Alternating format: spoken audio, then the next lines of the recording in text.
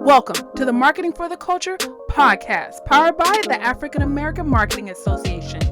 Each week, we'll bring you an insightful conversation from some of the best experts in our industry on how to advance our career. Join the collective of Black marketers across the world, advancing their brand as we work towards creating a collaborative community. And welcome to another edition of the Marketing for the Culture podcast, where we talk about the business in the community and grow this community of the business that we out here in. I'm your host and producer, CL Palmer, and on the other line I have none other than the one and only founder of AMA and creator of this here podcast, Michelle Gomez. What's going on, Michelle? What's good, people? What's good? Today is a good day, beautiful day. And the World Series starts today, so we're going to get to that later. Yeah, we're going to definitely talk about that. Now, I am going to go against my, I guess you could say, home team, but we're going to get into all that. We wanted to switch up the pace. Michelle and I have been doing some interviews, and we've actually done this podcast a couple times, and unfortunately, some things happened, but nonetheless, we are here making it happen once again, where we're going to get into some news and some of the current happenings out here in the industry. Some of these trends, not so much the trending topics, but the things that are affecting business and things that we feel like are important enough that, podcast listeners, the members, everybody needs to know. So, this week, we're going to talk about the content creators. And of course, this being the Marketing for the Culture, we're going to be talking about Black content creators. And our main source for this discussion is going to come from an article from Essence. The title of it is "After Facing Discrimination on TikTok, These Content Creators Created Their Own E-Community." And in that article, they interview a couple TikTok creators who have done some, real good, solid content creation, grown their platform. They have done some great marketing, got some branding and everything you look to do, but they got into a little controversy because they decided to speak their minds. And so we're going to take this into three sections. So we're going to talk about the compensation, how they're making money. Then we're going to look at how free is free speech on some of these platforms. And I got to say it right. And then after that, we're going to talk about getting into credit. And depending on how the discussion goes, we might go a little out of order. But those are going to be the three main topics for this podcast. Before we get off into it, anything that comes to your mind when you start thinking about content creating? It's a lot of work. Right. Of course, it's a lot of work. We know it's time consuming. This is a real job. And let me set you up a little bit different. Now, like 2021 has really been the year that's been defined by content. Yeah.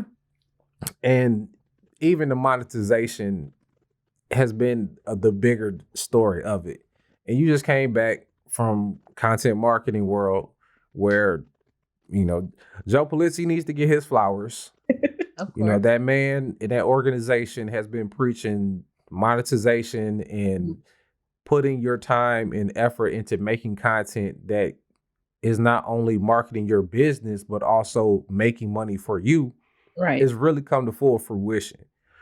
So, based on some of the things you've seen up there and just your general thoughts, like where are you at on how we are approaching content creation in this year, 2021? Yeah. So content marketing world covers everything, blogs, audio, video, and then all of the different channels, social media channels, video channels, whatever the case may be. And to go back a little bit, in 2018, I created the 7 steps to creating an influential personal brand. And with that, all I do is talk about how you need to create content, right? And that creating content is the core, that's the nucleus of your brand, right? And one of the things I say, however you decide to create content, you have to play to your strengths. So that's the first thing, you know, be it video, audio, or writing, you have to play to your strengths because that's what's going to resonate to your audience, you know, whoever you're trying to reach, even if you're starting from scratch. So with that being said, I mean, we know there's a rise in video, all kind of video content, be it short or long form. And I think it's easy for people to gravitate to that, especially when they see the success, the popularity and financial success of a TikTok creator or a YouTube creator. But if you're a good writer, write, you know, and you'll make your money. There, you can still do sponsored posts on blogs, you know, as a writer. So don't be discouraged, but I think you really have to stick to your strengths and whatever you decide when it comes to creating content. Absolutely. And I'm going to say this subject hits a little close to home because I've been doing a lot of research into what people are doing in the space because I'm working with a close personal friend of mine who has a decent following on TikTok and Instagram. And we're navigating these waters. And I'm really starting to notice a few different things that he's having trouble with, and come to find out it's a bigger issue. And so I'm probably going to go ahead and make myself an advocate for getting some of these things fixed Mm. sooner rather than later, because it's a lot on the line. Uh, we out here putting, blood, sweat, and tears, hours and hours upon hours, you know, ideas, everything you can think of being poured into this. And, we just want the fair share. Yeah. If we gonna do this thing, we gotta do it right. So with that said, let's talk about the money.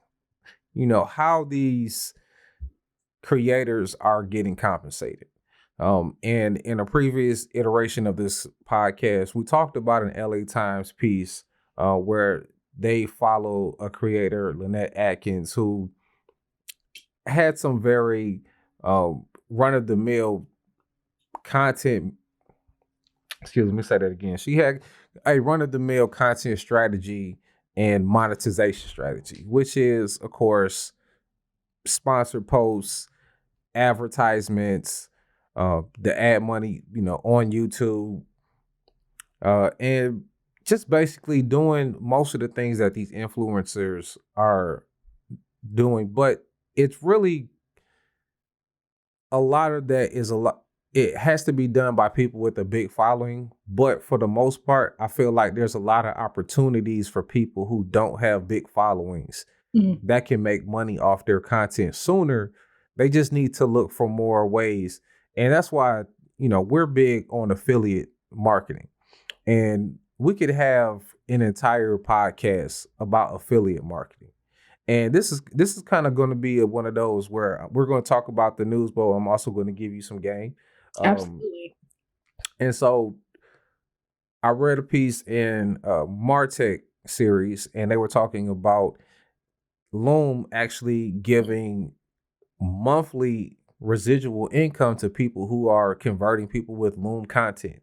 And you can partner up with them either as a straight affiliate or as a content creator. And for anybody who makes videos, content, it's an easy win-win. You make your regular video content and you just, use Loom, and you're not really doing anything different.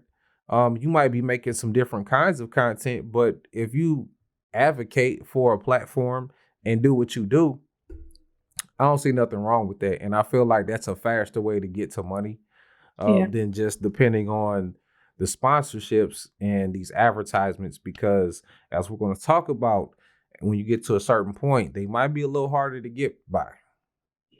Yeah. I mean, some of the things that come to mind is we'll just say sponsored content, right? It could be Right. platform specific, brand sponsorship. So you have sponsored, you have the affiliates. There's affiliate networks that you can join, or you can reach out to individual companies and see if they have an affiliate program.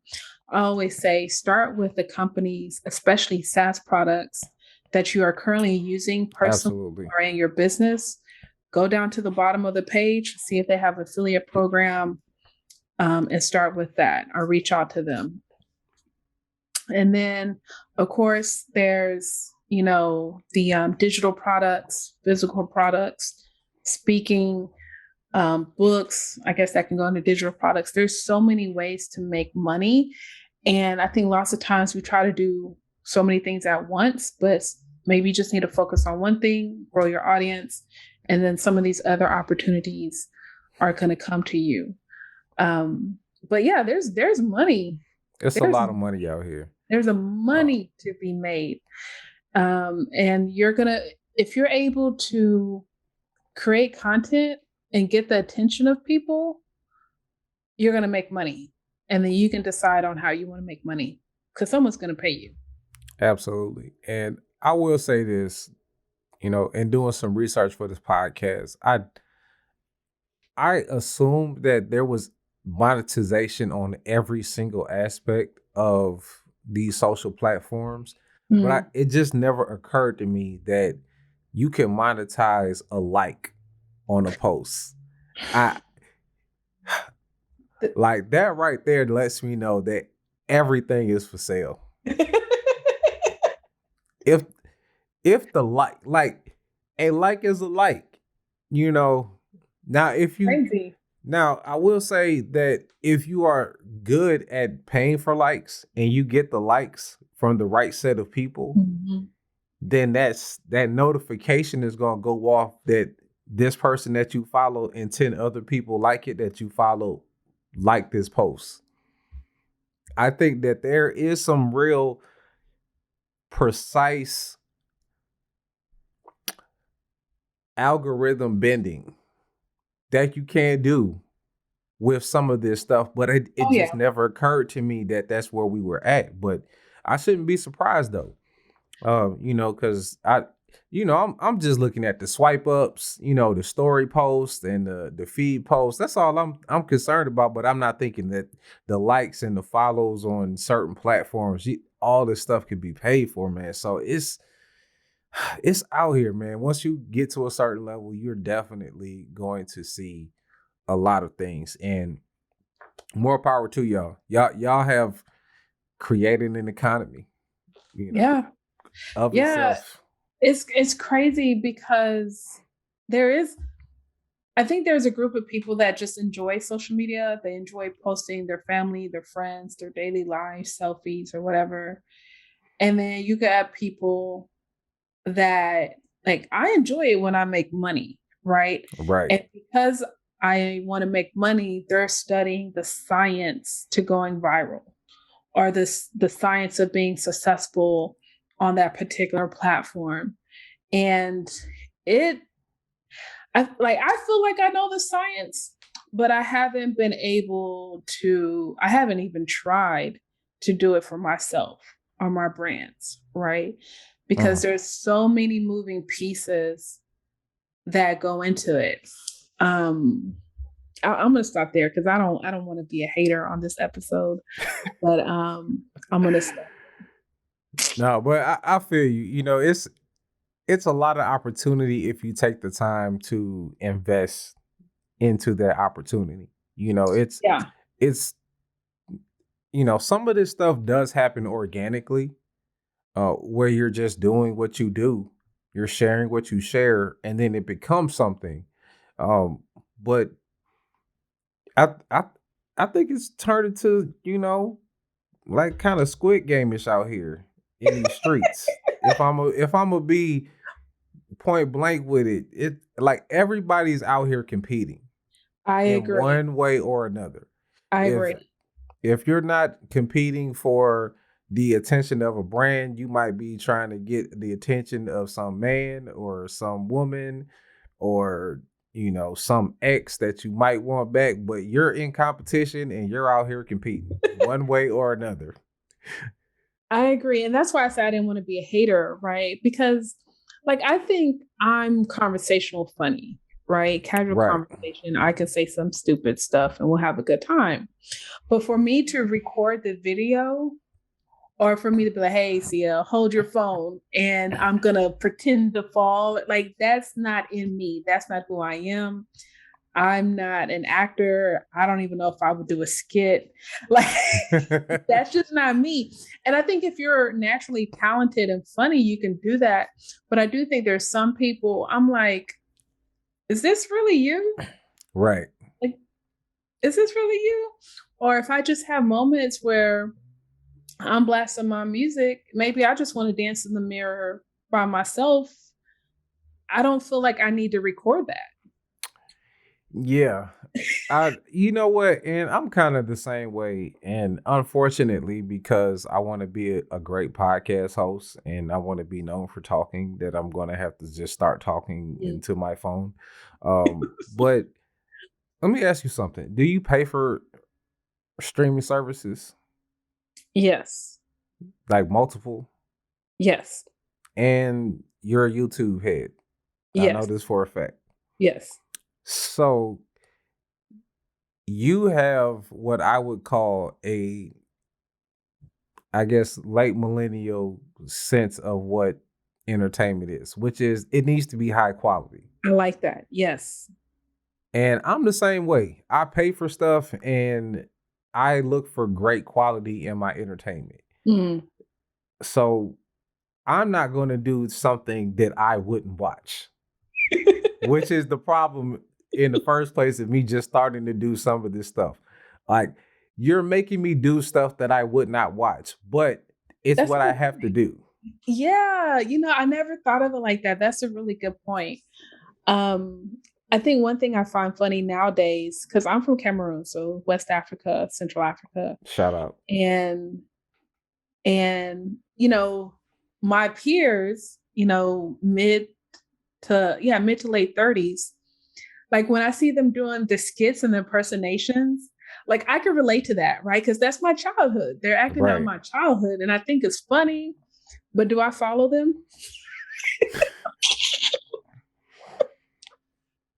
I don't. No, And it's sometimes I feel bad, right? Because I do have that moments when I was like, yeah, I do need a good laugh. I want a good laugh, but I don't necessarily want that in my timeline. yeah, it's not always needed. I and like we said, it's a competition, so they're always on the grind. So they're dropping. My man's dropping a skit every single day. So if I don't get on for Instagram for a couple days, like I'm just seeing like every skit from him. And I salute him. And I actually want to talk about that.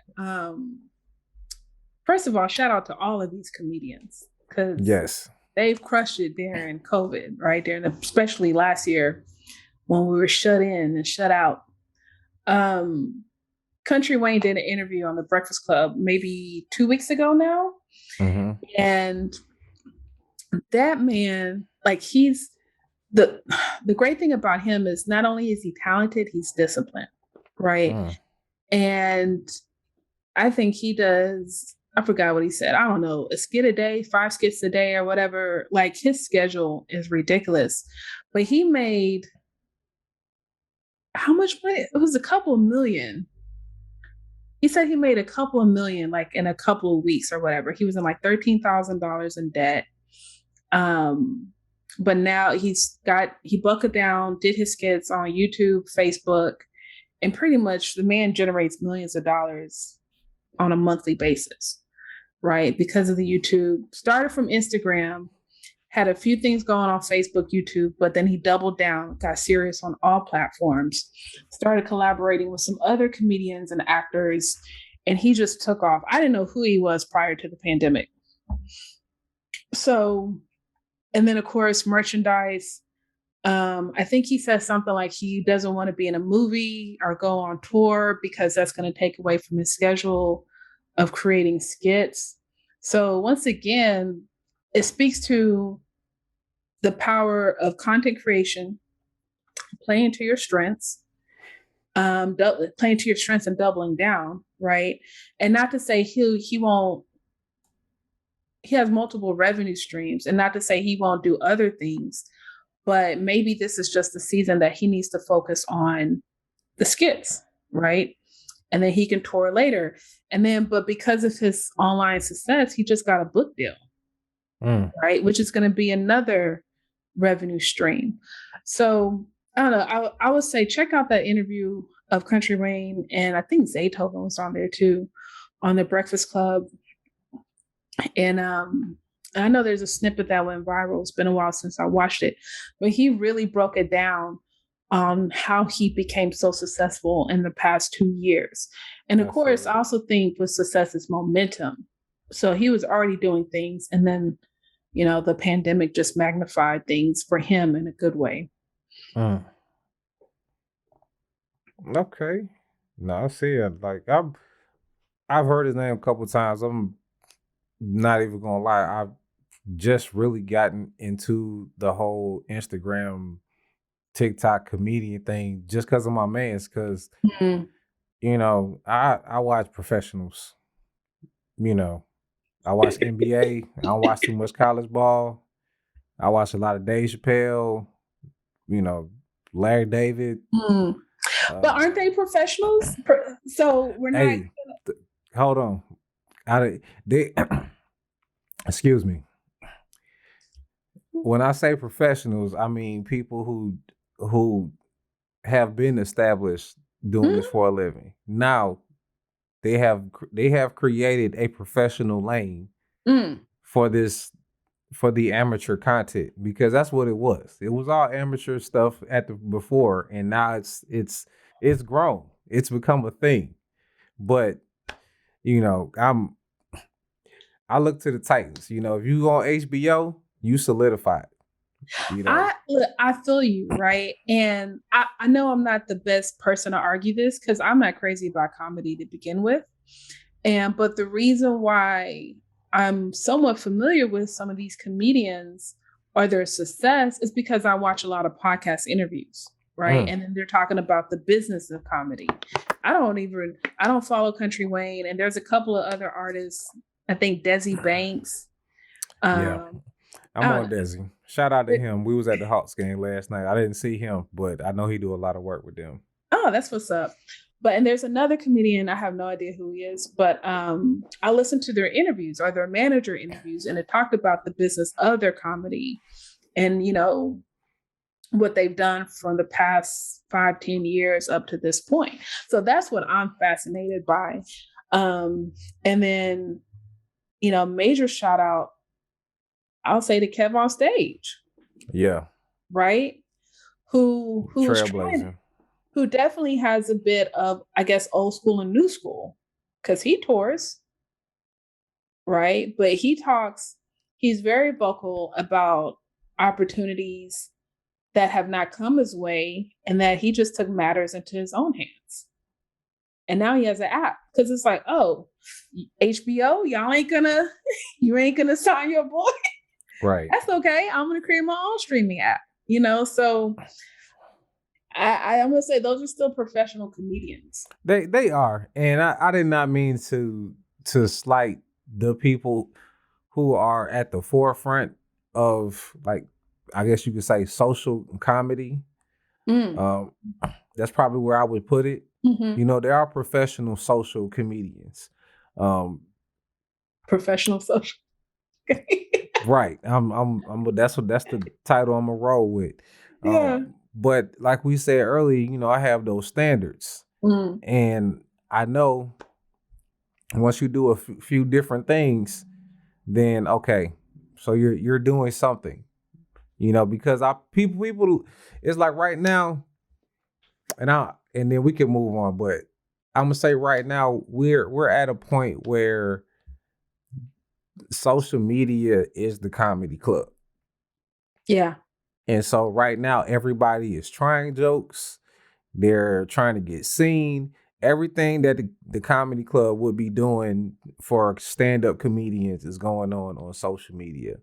And sometimes, I will go to the comedy clubs, but I'm somebody who's, waiting for somebody that I definitely heard of that's gonna bring the Yeah. pain. And I'm probably gonna pay a little bit more ticket for that. But things are changing and I'm starting to get more into everyone. So y'all check back in with me in about 6 months. I'll sound a little different, but I think Lamar Tyler said it best when he wrote his book a couple of years ago, maybe 2014, 15. The gatekeepers are gone. So yeah. there is low to zero barrier of entry because of social media. Mm. You know, but it kind of depends on what you're talking about. And I will take that moment to segue into the next part of the Black creators' journey out here, which is the free speech. The thing Mm. that's most important about social media is the ability for anyone to basically say Yeah. anything. Yeah. And what we're starting to see is when certain things come up, they get these quote unquote shadow bans Mm-hmm. where people are losing views, followers, the algorithm is dinging them and making them drop. And I'm starting to wonder, like, if these shadow bans are a real thing, how harmful is it to the content creator to have confidence they can have free speech on these platforms? Or are we just limited to just, dancing out here shucking and jiving? You know what I'm But saying? Like, even our dancers are not getting credit, right? So, and I mean, you bring up a good point, right? But then I think about the African cat in Italy. He doesn't even talk. He just has his hands like this. mm, And he has over 1 million followers and, a bunch of brand deals. hmm. I forgot his name and I don't have my phone on me. But he grew a following by reenacting videos like you could have done it showing you could have done it a simpler way. And then he has his hands out. Mm. That's interesting. I'm gonna have to. You gonna have to pass that to me. I gotta see Oh what's going yeah. on over there. Yeah. I'm Um, gonna have to put this in the show notes. Now I'm gonna go to this Essence article that we are sourcing this conversation from, and the article uses the creators' names, Consciously and Ziggy. So they talk about the shadow ban, and let's see, Consciously says similar to the above thing, I've noticed my views drop dramatically when I mention certain topics such as racism. Mm. I have 1.6 million followers, and sometimes my videos will struggle to get a couple thousand views when I discuss those topics. Ziggy says, when I started shifting away from making only comedic content, I noticed my numbers start to drop rapidly. If I spoke up about racism, I would lose about 1.1 thousand followers per week for almost 3 to 4 weeks straight, and my video views would plummet. If I had a platform of 420,000, I shouldn't be getting 1 to 2,000 views. Now, we can see that that's a real thing. You mention something, and then 4 weeks after that, you're losing thousands of followers and thousands of views. Now, your free speech has cost you your way of living. Mm. If this is a real thing, you really out here playing with people's money, and you need to either say that we're going to play by these rules and everybody gonna play by these rules and this what it's gonna be, no political, no nothing, which is what you don't want. You had to come out and apologize and come out with the TikTok creator fund and give a bunch of money to a bunch of people. But what are you sacrificing when you speak out on your platform? That's the thing that we always talk about with these athletes. Use your platform, use your platform. We everyday people got platforms, and when they come out with these messages, they're getting pushed down. So I don't know. I'm a little concerned, which is why I have my reservations for some of these, especially with the TikTok. I knew, you know, not trying to agree with nobody, but I have my reservations about the Chinese being in charge of it. Mm, Um, and they make up their own rules. It's very much um whatever they say. They're playing by our rules on this side, but for the most part, you know what time it is with them. yeah. But yeah, so I don't know. Give me your 2 cents on it. Where do you see that we could really either mitigate, like what can we do about this? I mean, there's so many things, right? And unfortunately, the bad part is when we sign up for these platforms, we scroll through to the bottom and we check on the terms of agreement. We have no idea what that says, right? And to sum it up, I'm sure it says we have the right to change our minds on anything at any given time in a nutshell, right? So that's one thing. The second thing is the shadow ban. It does outrightly, it sucks, right? And part of it is like, yes, there's some type of there's multiple suppressions in the algorithm. I think first, before George Floyd, we were thinking, oh, well, they want me to spend money on ads, right? Especially if you have a business account. Well, they Right. want me to spend money on ads, right? Well, now it's not the ads anymore, right? Now it's not a business account or ad spend. There's racial context because racism still exists. I just experienced it yesterday. Racists still Um, alive. They just don't be. yeah, it's Shout out Kanye. yeah, it's just different. But so I think the best thing I can say is a couple of months ago, where a Black TikTok content creator, his video went viral, and he literally was showing when he types in white supremacy, it will populate. But if he types in Black supremacy or anything Black Lives Matter, nothing will come up, right? And there's things beyond our pay grade that is going on in the back end that we don't know, and none of these organizations are going to take ownership of the problem. And this might be the same instance, but Ziggy in the article actually comments on that same subject. Mm-hmm. So he says one of the worst forms of suppression he's faced on TikTok is when he tried to join the TikTok Creator Fund in Marketplace. Said, while writing my bio for the Marketplace, when I put two movements I identify with, Black Lives Matter and LGBTQ, TikTok flagged it as inappropriate content or banned, and I was not allowed to use those words. However, I could type in white supremacist, neo-Nazi, and other words that are criminal with no black backlash from TikTok. Blatant racism right there. That's what he says. So Yeah. I can see if that's what's happening. And we had a little discussion about how some of the stuff is coded, but that's more overt. You could just put that in and it pops up, but you can't put in anything pro-black. Right. That's an issue. Right. And no matter what you say, oh, we're looking to get it fixed, and how you get like that in the first place? That's the problem.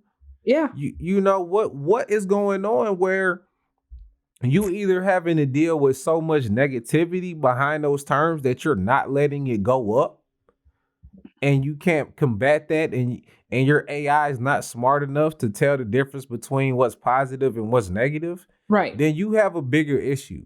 Right. You want, getting off on a tangent, but you want people to trust that they're getting the content that they want and they need to see, but not everything is getting a fair shake. And that's just what it is. There's no ifs, ands, or buts about it. Any of this content could go out, and depending on what you talk about is going to determine where it goes. And I don't know, it just pisses me off. It does. It's a thing. And the solution that the content creators have in the article is to use fan base.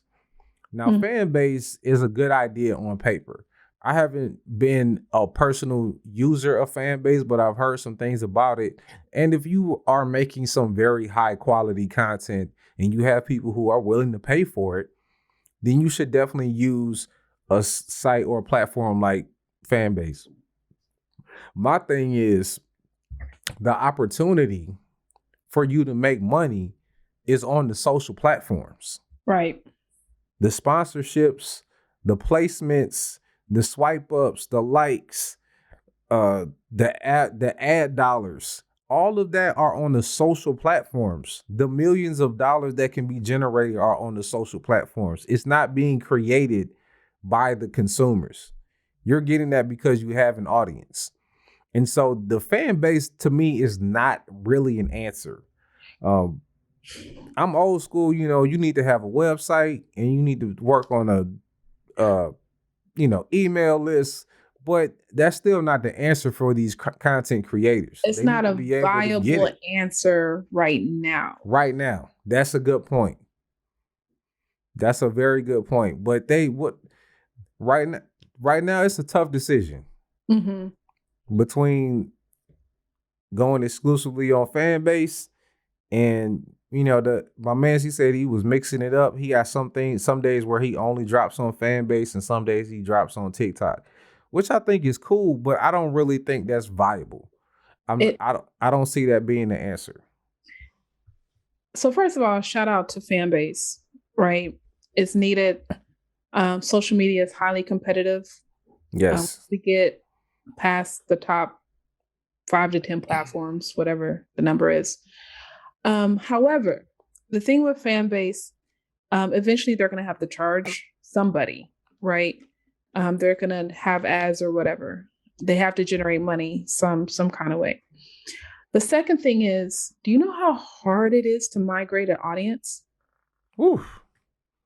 And then not even like to a new up and coming social media platform, right? Not, oh, I'm closing my Instagram, follow me on Twitter. Because I'm like, okay, bad, cool. I'm on Twitter too. Right. But Fanbase, what is this? Right? It's so hard to migrate an audience. Third, if I'm Nike and you're like, oh, I want to do this. You did this brand deal with me 2 years ago on Instagram. Now I'm exclusively on Fanbase. You think I can do some more sponsored content? Nike probably be like, what? Yeah. I mean, if you don't find, even if you find another Black person or whatever your relationship, for them to bring that to their team. Right. So it's not just like, oh yeah, I got you, it's an organization. So it's a hard sell, but hopefully, 2-3 years from now, Fanbase will be popping and people can, start making the type of money that they're making on these current platforms. I would think so, but I don't think that the business model is fleshed out enough, for it to really be viable. I could see Patreon or some of these other companies maybe eating those up and maybe making like a suite of products all in one house. Yeah. That probably would make more sense because right now, just that one thing, they're basically in competition.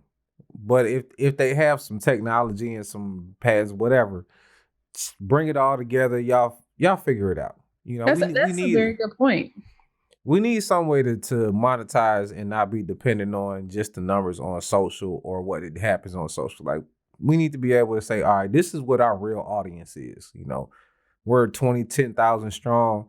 You know what I'm saying? Maybe one day you might be a Young Turks type of organization where Yeah. you got everybody paying money to do everything and you can get the dollars you need for whatever and you'll be self-sustained. I had to mention them real quick because I realized they had a Samsung channel the other day. So yeah, I'm watching, whatever the shows at least once a day. I'm not a contributor. I'm not on the list, but yes, getting a little bit of that. It's definitely help like my rotation of content consumption. Yeah. It's, I could just turn it on and it's there. And then when I figure out, all right, it's time to watch a movie, I can just move on. Uh, Interesting. yeah, man, I kind of want a Samsung channel. I ain't gonna front. I don't. I can't find the application. People need content. When I say people, I mean these brands, these organizations. Look, Um, look, real quick. If anybody out there can give me an application to get the Samsung channel, at CL Pod Gang everywhere. listen, I need that. That's a whole nother subject. but you got Um, me thinking, like, how can I diversify my channels, my audience? Yeah, Man, because it's a lot out there. I don't even want to get into that because I'm a freaking idea fountain, and we'll be talking about something else than a podcast. Uh, but we talking about content and content creators, and just to like wrap things up because we're talking about how we're going to stay viable, and part of that is making sure that we're getting credit, and it's been a thing that has pretty much started since what's it? Is it July or Jalea? I forgot already. I think it's Jalea. Jalea, it looked like Jalea. Jalea Harmon, who started the Renegade on TikTok. Well, she started on IG and it went to TikTok and went viral. And she got her credit later, but it's not happening to everybody. And so if we are going to solve all of these things, we got to make sure the people who are starting the trends are getting the credit, they're getting the following, and they're able to succeed based on what they started. Right now, they're talking about, maybe introducing a way to tag original choreography, but that's going to be an issue in two ways. Not everybody's doing choreography. My man's does comedy. And you talked about the AI having trouble seeing Black people. And I think that's going to be an issue. Yeah. So, well, let's go back to your guy. He's a comedian, and you mentioned how he can say one thing, but then someone else can take it and run with it. So, you want to elaborate on that a bit? Yeah. So, he does some very targeted comedy sometimes. They're like Black people be like type things. And he'll have a very poignant example of things that we do. And then somebody will take basically the skit and put a different spin on it. But if you look closest, it's pretty much a frame by frame reenactment, just some little cultural tweaks. So it doesn't look like the same thing. And then it'll go viral and it'll have more views than his. He was like, bro, I came up with that joke. You just did my joke and got 6.5 million views. And mine did like 250. I wonder if he can copyright that. It's just the copyright process is so slow. And we talked about this before, with the whole, you making some points in a speech and then somebody turning it into a blog post. It's so tricky and it's such murky waters. Yeah. And because it's the Wild West, like we've never not been in the Wild West of the internet. Yeah. We're still in the Wild West because there's no regulation on how things get published, sought out, reviewed. It's just go. Like nobody is able to keep up with it. And so we don't really have anything in place, and trying to work backwards is, putting the toothpaste back in. and it's a real headache, but that's a thing that we just dealing with. Yeah. We're Black, we make the content and then people take from us and then they go to their people and then it's off. Like it's a part of the game, and I think that we need to start finding ways to, I guess, just protect ourselves. Make sure that we're doing it. That's probably the best recommendation, because trying to wait for this AI to do it or these companies to do it, it's not going to happen. I'm just telling you right now. It's not a priority. just listening to you, I mean, the internet is what, 30 to 40 years old? Social media is just 15 years old, I Yeah. think, 15 to 20 years old. And then AI is still a baby and it's not even, mass. So there's a documentary on Netflix called Coded Bias, if I'm not mistaken. And look, AI is great, but it is biased, right? It doesn't consider Black people. It doesn't consider people of color, of pretty much anyone of darker complexion. So it's going to be my thing. TikTok. I'm not really a fan of TikTok, but this is the part that frustrates me, right? If I can't type it, if I can't type anything pro-Black, how sophisticated is this AI going to be when you're talking about identifying objects Right. of a person dancing? Like, you're not even letting me get my characters, my words in. And now you're going to identify me dancing? Come on, man.